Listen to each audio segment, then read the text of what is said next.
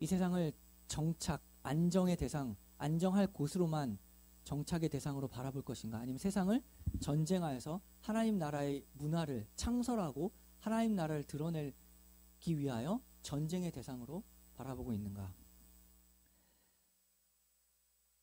왜냐하면 이 문제가 중요한 것은 바로 이 구분점에 의해서 이스라엘이 타락하고 우상 숭배하는 것이 결정되기 때문입니다. 마찬가지로 우리로 이 땅을 살아가면서 자신의 인생을 돌아볼 때에 하나님을 믿는다고 하고 예배당을 다니지만 평생을 이 땅에서 정착하는 것에 주력하고 있는가? 그러면 하나님의 자연스러움과는 전혀 반대되는 자연스러움입니다. 그것은 결국 사사기의 이스라엘과 마찬가지로 끝없이 반복되는, 그리고 반복되는 것뿐만 아니라 끝없이 하락하는 삶을 살아가게 됩니다. 사사기 전체 역사를 바라보면 처음에 그들이 우상을 숭배하고 끝에도 우상을 숭배하고 그 시간에 아무런 변화가 없습니다. 변화가 없는 것으로 끝나는 게 아니라 그리고 그들의 신앙이 더욱더 타락하는 것으로 끝납니다. 변화도 없을 뿐더러 더욱더 추락하게 되는 것이죠. 이 세상을 정착의 대상이냐 전쟁의 대상이냐로 살펴보는 것, 그것이 어떻게 우리의 삶 가운데 드러나냐면 바로 거주지의 문제에서 드러납니다. 일상적인 문제죠. 이제 예전에도 그렇고 오늘날에도 이렇게 살아가는 사람이 있습니다. 예배당에 가깝게 이사를 하는 사람들이 있습니다. 왜냐하면 예배당에서 교회가 모이는 곳에 가깝게 살기 위해서 집을 옮기는 일들이 옛날 얘기가 아니라 지금도 그렇게 살아가는 사람들이 있습니다. 그러니까 집을 선택할 때 세상 사람들은 청약되면 바로 가죠. 뭐 교회 상관없죠. 그런 것들이 세상에 아무 생각을 안 합니다. 어떤 집을 결정할 때, 위치를 결정할 때 우리가 모이는 예배당과 가까운지를 생각하는 사람들이 지금도 있고 예전에도 있습니다. 그래서 그 예배당 중심으로 사람들이 이사를 오면서 그 마을이 예수님을 믿는 마을이 되어가는 것이죠. 그렇게 힘있게 전파되는 것이 지금도 있습니다. 자주 모이고 또 신속하고 바로 기도하고 예배하기 위해서 예배당 근처로 집을 옮깁니다. 그렇게 살아가는 사람들의 삶의 바로미터, 그러니까 기준이 뭘까요? 그렇게 이사하는 사람들의 바로미터는 하나님의 나라입니다. 그래서 바로 드러나는 것이죠. 오늘날은 어떻습니까? 정반대죠. 편의점 가까운데 다니는 겁니다. 뭐가 다르다고? 어차피 다 똑같은데. 좋은 말씀은 그냥 유튜브로 들으면 되지. 그냥 거기서 거기 뭐 특별한 차이가 없으면 가까운 데 가는 겁니다. 어떤 사람들은 예배당 중심으로 이사를 가는데 어떤 사람은 자기가 옮긴 곳 중심에서 교회를 선택하는 거죠. 이것이 오늘날에 지금 배교회 시대에 일어나는 현실입니다. 오늘날에 너무나 많이 일어나는 것입니다. 뭘 그렇게 합니까? 유튜브가 있는데 좋은 말씀 들으면 되는데 널려 있는데 자기가 자기 사는 곳 중심으로 아파트, 값, 어떻게 위치가 어디다인 거 중심으로 교회를 선택하게 되는 일들이 오늘날 일어나게 되고 너무나 많이 있죠. 이사 가면 이전에 다니던 교회 안 갑니다. 예배 유튜브로 들어보면 되니까. 누구나 1시간씩 교회를 가는 것은 사실 참으로 어려운 일입니다. 그래서 사람들은 어떤 그 위치를 정할 때 자신의 연약함을 알고 내가 천천히 변해갈 것을 알고 자기를 묶어두려고 근심하고 어떻게 해야지 조금 더 하나님께 더욱더 가까이 갈 수 있을까 고민을 하면서 결정을 하는 것이죠. 이런 것이 바로 경건을 위한 고민이고 경건을 위한 근심입니다. 이런 고민을 해야 됩니다. 나의 신앙이 어떻게 무너질지를 내가 나 자신을 너무 잘 아니까 천천히 변해가는 내 자신을 잘 아니까 나를 하나님 나라에 묶어두는 것이죠. 사람들이 보기에는 묶여있는 것처럼 보이는 것처럼 제한이 있는 것처럼 보이지만 그 사람은 사실 하나님 나라에서 자유한 사람입니다. 정말 자유를 얻기 위해서 나의 연약함을 알고 묶어두는 사람들이 있습니다. 그렇게 고민하는 것이죠. 어떤 일을 결정할 때 이것이 경건을 위한 근심이고 경건을 위한 고민이 바로 이런 것입니다. 고린도후서 7장 10절을 보면 하나님의 뜻대로 하는 근심은 후회할 것이 없는 구원에 이르게 하는 회개를 이루는 것이요 세상 근심은 사망을 이루는 것입니다. 우리가 어떤 근심을 하고 있는가? 어디에 사는가? 무엇을 위해서 사는가? 여기에 근심을 다 하고 있지는 않은가? 정말 경건을 위한 근심을 하고 있는가? 사사기의 이스라엘 백성들은 이러한 근심을 안 했습니다. 자기 어떻게 먹고 사는지. 가나안 땅에 들어가는데 농경 생활을 하고 있는 거예요. 자기들은 지금 광야에서 유랑 생활을 했는데 가나안에 농경 생활을 하는 겁니다. 그러니까 풍성하게 맺히는 것이 많죠. 어쩌다 나오면 광야에서는 나오는 거 가지고 그 안정감이 없죠. 하나님 주시는 언제 주실지 모르는데 매일 준다고 했는데도 안 주면 그만이기 때문에 보이는 것이 없잖아요. 그러니까 그거 때문에 매일 하나님께 간절하게 애타게 살았는데 농경 생활을 해요. 그럼 때에 맞춰서 딱 나온단 말이죠. 직장에서 월급 나온 것 같이 때에 사계절 맞춰서 딱딱딱 열매들이 나오는 겁니다. 얼마나 부러운지. 그거 보고 그 농경 생활의 안정감을 본 겁니다. 때에 맞춰서 나오는 것들. 그러니까 같이 묶이는 거죠. 그리고 철병거가 있네. 저거는 못 이길 것 같아요. 하나님이 이긴다고 했는데 세상에 여러 가지 그런 능력들을 본 겁니다. 그러면 자기가 자기 스스로 제한하는 거죠. 못 이겨. 같이 가질 않습니다. 그쪽에. 우리는 어떠한 근심으로 지금 살아가고 있는가? 특별히 이러한 것들이 이제 집 문제 이런 것들 드러납니다. 실제로. 처음부터 교회 그리고 예배당을 기준으로 삶을 생각해야 되는데 그게 아예 안 들어가 있다라는 것. 청약되면 가는 거지 뭘 교회를 전혀 생각하지 않는다면 그것은 지금 사사기에 이스라엘 백성들과 아무 차이가 없는 것입니다. 사사기 전체를 바라보면 하나의 공식이 드러나는데 그 역사를 바라볼 때 그 이스라엘 백성들이 똑같은 행동, 그냥 매일 똑같은 행동, 매일 똑같은 일들이 벌어집니다. 그런데 유의할 점은 무엇이냐면 단순한 반복이 아니라 그냥 신앙이 침체되는 게 아니라 침체된다는 것이 그냥 똑같이 하나님 없이 그냥 맨날 반복되는 그게 아니라 사사기의 특징은 침체가 늪으로 빠진다는 것이죠. 더욱더 추락하는 순환 반복입니다. 누구의 말 맞다나 그 사사기의 역사를 4S로 볼 수 있는데 그러한 세월을 보냅니다. 그들이 죄를 지으면 슬픔과 고통과 징계, sorrow가 몰려오고 다시 간구하는 supplication이 있습니다. 그래서 구원을 받죠. salvation 있죠. 4S. 이것을 한 사이클이 반복되는데 이 반복의 특징은 세기가 갈수록 점점 더 강해집니다. 어떻게 강해지는가? 이들이 더 큰 죄를 짓게 되죠. 애매하게 하나님을 섬기면서 우상을 숭배하게 되는 게 아니라 완전 적극적으로 더 바알을 숭배하게 되는 방향으로 가게 됩니다. 그러니까 더 큰 죄, 그에 따른 더 큰 징계와 고통과 슬픔. 그리고 아무리 부르짖어도 이제 점점 응답하지 않는 상황. 그러니까 더 부르짖지도 않습니다. 기도도 안 합니다. 이러한 소용돌이에 빠져버리게 되는 것이죠.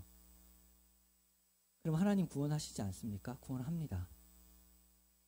참으로 은혜입니다. 하나님의 자녀, 은혜라는 것이 그럼에도 불구하고 고통스러워하시면서 하나님은 그들을 구원하십니다. 사사기를 통해서 절망만 느끼는 것이 아니라 그 완전한 어둠 가운데서 그 아주 어두운 데에 촛불 하나 켜 있으면 굉장히 밝아 보이죠. 완전한 어둠이 보여지고 거기서 하나님의 빛이 나타납니다. 하나님이 참으로 은혜로우신 분이구나. 그것과 그 어둠과 대비되어서 하나님이 참으로 사랑이시구나 라는 것이 더욱더 드러나는 것이 더 진하게 드러나는 것이 사사기죠. 이스라엘 백성들의 입장을 보면 그들은 사명이고 뭐고 세상에 질질 끌려다녀서 아무것도 하지 않은 인생이 됩니다. 그 스스로도 죄의 늪에서 허우적거리다가 징계와 고통과 슬픔의 세월을 보냅니다. 그러나 하나님을 떠나서는 여기서 이제 하나님을 떠난다는 것은 배교인데 이 배교는 무엇이냐면은 하나님을 떠난다는 것이 종교를 바꾼다는 얘기가 아닙니다. 그러니까 기독교에서 불교로 가는 게 하나님을 떠나는 게 아니라 성경에서 말하는 하나님을 떠난다라는 것은 배교인데 배교의 그 뜻이 무엇이냐면 그 배교의 뜻이 믿던 종교를 배반하는 것이죠. 그러니까 배교라는 것은 불신과 다릅니다.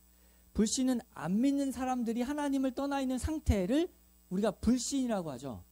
그런데 배교는 예배당 다니고 믿는다고 말하는 사람들한테 일어나는 것이 배교입니다. 그러니까 기독교를 걸고 배교하는 겁니다.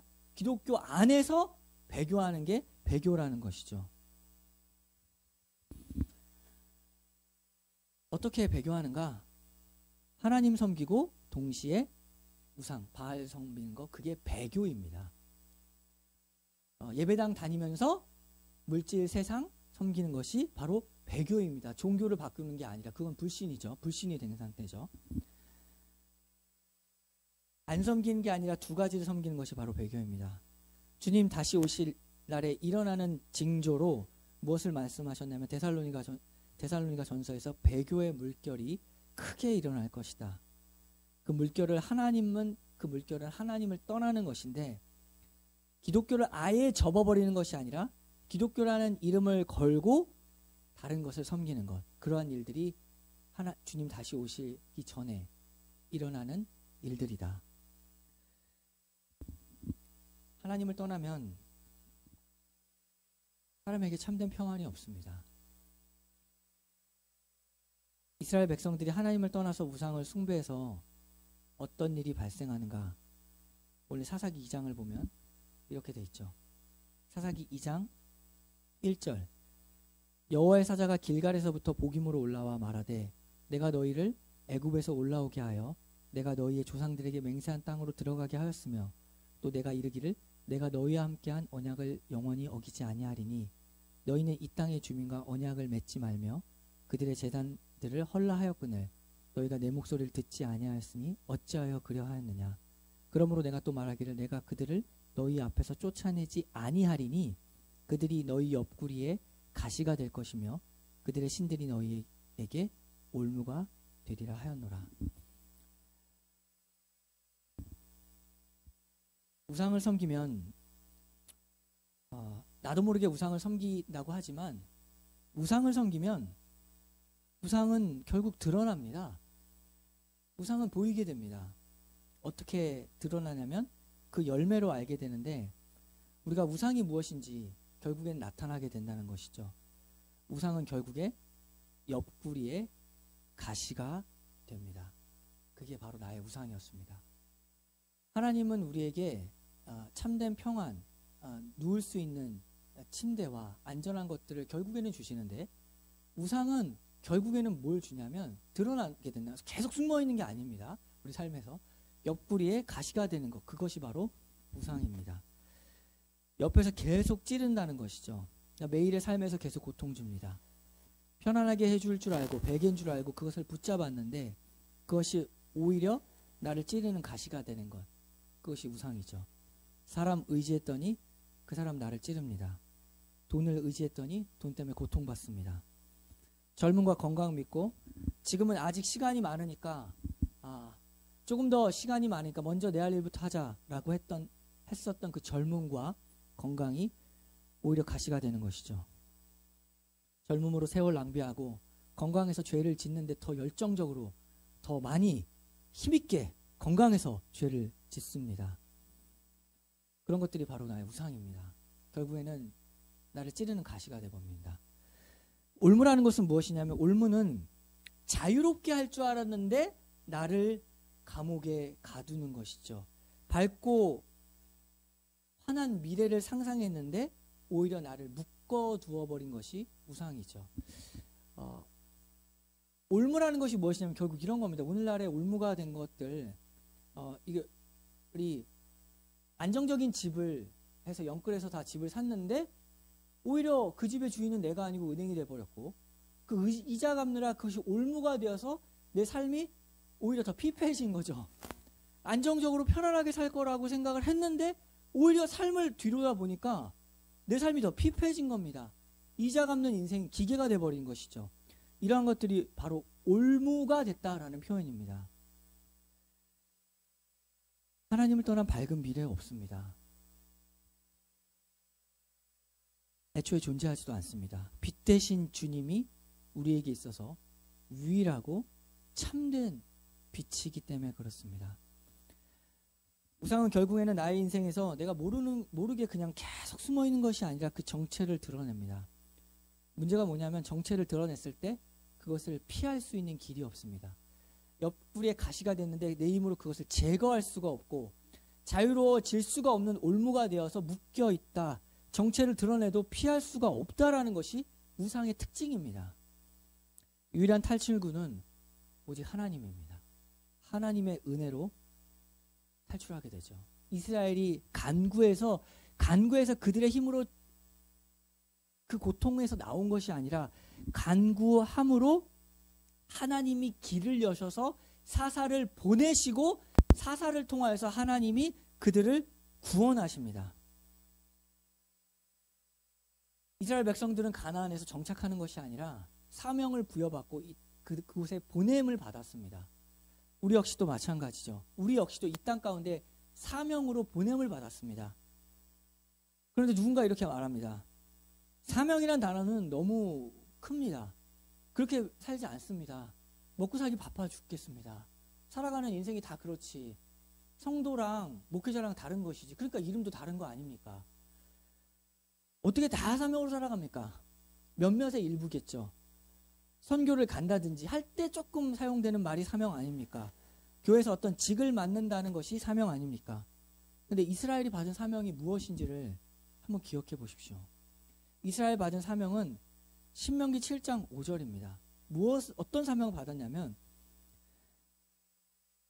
신명기 7장 5절을 보면 오직 너희가 그들에게 행할 것은 이러하니 그들의 제단을 헐며 주상을 깨뜨리며 아세라 목상을 찍으며 조각한 우상들을 불사를 것이니라. 오직 너희가 행할 것이 무엇이냐면 제단 헐고 주상 깨뜨리고 아세라 목상 우상들을 너의 삶에서 척결하라. 그러한 사명을 받았습니다. 나의 삶에서 가장 먼저 우상을 척결하는 사명을 받았습니다. 이것은 어떤 누군가 특별한 어떤 사람에게 주어진 것이 아닙니다. 나의 삶에서 하나님 외에 다른 것들을 의지하고 있다면 그런 것들을 척결하는 사명을 받아서 거룩한 하나님의 백성이 되라. 이것은 우리 모두가 받은 사명입니다. 가나안 땅에서 그렇게 하라고 하신 것이죠. 그것이 우리의 할 일입니다. 그것이 우리의 사명이죠. 나의 삶의 우상이 무엇인가? 자식이 우상이 되면은 자식이 우상인지 언제 알게 되죠? 그것이 나에게 가시가 될 때 알게 됩니다. 별일이 아닌데도 미래를 벌써부터 예상해가지고 그 자식이 어떻게 되지도 않았는데도 벌써 염려하는 거죠. 찌르는 가시가 되는 겁니다. 되지도 않았는데 돈이 우상이게 되면 벌써 미래를 보고 그게 나에게 염려를 가져다 지금 일어나지도 않았는데 그런 것들이 고통과 나에게 진짜 슬픔을 우울을 가져다 주는 것이죠. 그게 우상입니다. 나의 옆에서 찌르는 가시가 된다는 것이죠. 그러한 우상들을 척결하라. 이건 선교사님, 목사님들 받은 게 아니라 우리의 삶 모두가 받은 것입니다. 우상을 척결하라, 찍어내라, 아세라 목상을 부셔버려라. 우리의 삶에서 모두가 받은 사명인 것이죠. 그리고 또 두 번째 사명이 무엇이죠? 자기 정체성을 확실하게 하라는 겁니다. 너는 누구냐? 하나님의 자녀다.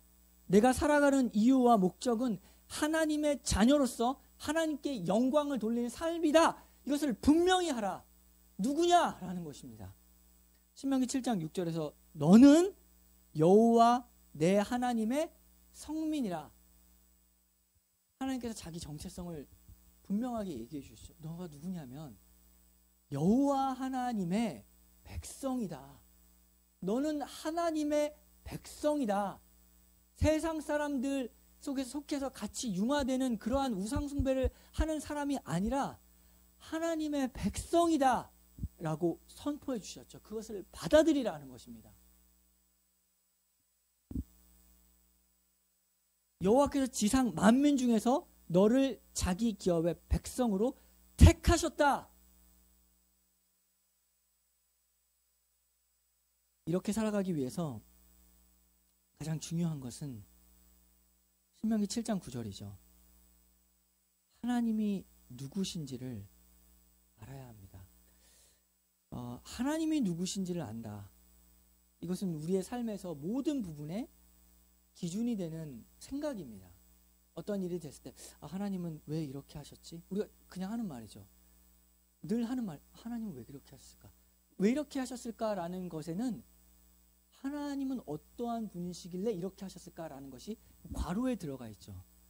그리고 어떤 모든 순간들입니다. 어떤 사람을 만나게 해주시고 어떤 환경들을 열어주실 때 우리가 하나님 나에게 이런 것을 왜 해주셨지? 그 질문에는 하나님은 정말 누구시지? 하나님은 이런 분이시야. 이런 분이셔. 그렇기 때문에 이렇게 하셨을 거야. 하나님을 잘 알지 못하면 지금 자기의 상황도 잘 알지 못합니다. 하나님을 정확히 알 때에 지금 자기의 상황도 알게 되는 것이죠. 하나님에 대한 지식이 부족하면 지금 자기의 상황도 어떻게 해야 될지를 모르는 겁니다. 그렇기 때문에 너는 하나님을 알라. 하나님을 아는 것이 사명입니다. 하나님을 알아라. 신명기 7장 9절에 그들에게 이렇게 말씀하시죠. 이런 이야기를 다 하시고 그들에게 호소한 것이, 이스라엘 백성에게 호소한 것이 무엇입니까? 신명기 7장 9절을 보면 그런즉 너는 알라. 오직 내 하나님 여호와는 하나님이시요 신실하신 하나님이시라. 하나님이 누군지 알아야 됩니다. 우리가 왜 대화가 안 되냐면 내가 믿는 하나님은 그런 하나님 아니야. 서로 믿는 하나님이 달라버립니다. 내가 믿는 하나님은 그런 하나님 아니야. 네가 믿는 하나님은 그럴지 몰라. 내가 믿는 하나님은 그런 하나님 아니야. 대화가 안 되는 것이죠. 서로가 하나님을 알되 깊이 정확히 알아야 우리가 서로도 대화가 되는 것입니다. 하나님을 알라. 이스라엘 백성 전체에게 말한 것이죠. 교회가 어떻게 하나가 됩니까? 하나님을 알되 바르게 알고 우리 모두가 하나님의 말씀을 깊이 알아갈 때 우리 교회가 하나가 되는 것이죠.